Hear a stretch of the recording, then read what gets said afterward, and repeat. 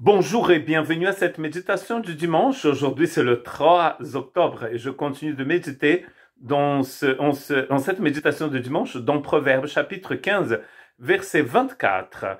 Pour le sage, le sentier de la vie mène en haut, afin qu'il se détourne du séjour des morts qui est en bas. Donc nous avons vu qu'il a cette idée dans les Écritures que tout ce qui vient de Dieu vient d'en haut et ce qui vient d'en bas n'est pas bon.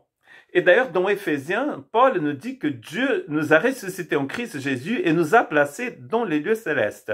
Et avant d'être placés dans les lieux célestes, nous étions morts par nos transgressions et par notre péché et nous étions dans un tombeau. Donc, nous passons par la grâce de Dieu du tombeau jusqu'au lieu céleste. Et bien sûr, cette expression lieu céleste ne se trouve dans l'épître de Paul aux Éphésiens. Et c'est très intéressant de voir que ce lieu céleste, c'est un lieu de victoire, c'est un lieu de nouvelle naissance, c'est un lieu de vie, en opposition à ce lieu de mort qui est en bas. Telle voie paraît droite à un homme, mais son issue, c'est la voie de la mort. Proverbe 14, verset 12. Donc il y a des chemins qui nous paraissent bien, mais finalement, ils ne sont pas bien. Donc, je voudrais parler dans cette méditation basée sur Proverbe 15, 24, sur le chemin. L'importance de marcher sur le bon chemin, sur ce chemin qui va vers le haut, ce chemin qui nous amène vers le Seigneur. Nous savons très bien, vous savez aussi, que dans notre univers, c'est beaucoup plus facile de tomber que de monter, n'est-ce pas? Pour sortir de cette planète, pour vaincre la force de la gravité, nous avons besoin de beaucoup de puissance, n'est-ce pas? Ainsi, les avions, toutes les machines qui essayent de décoller, de sortir du sol, ont besoin de beaucoup de puissance. Mais dans le monde spirituel, c'est pareil. Nous avons besoin d'une grande puissance. Et cette puissance, c'est celle qui vient de celui qui vit pour les siècles des siècles. Le cœur est tortueux par-dessus tout et il est méchant. Qui peut le connaître? Donc Jérémie 17, 9 nous parle, 17 verset 9, nous parle justement de ce cœur de l'homme qui est tortueux. Comment faire pour que ce cœur de l'homme puisse décoller, n'est-ce pas? Puisse sortir du tombeau et aller dans les lieux célestes?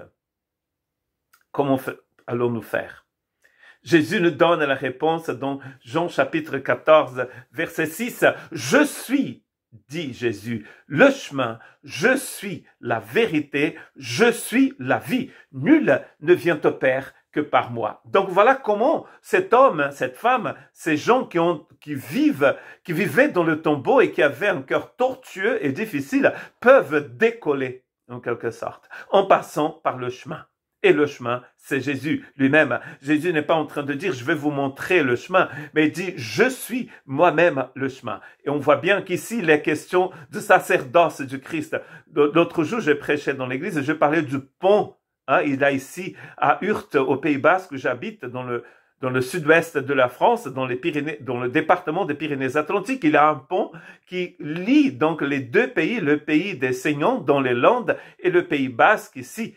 Et d'ailleurs, c'est un pont Eiffel, construit par notre cher Eiffel. Ce pont sert de passage. Or, le passage ici, du bas vers le haut, s'appelle Jésus-Christ.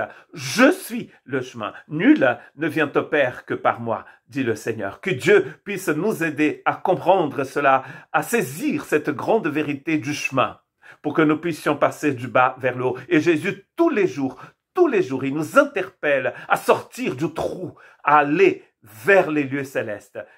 Que Dieu vous bénisse.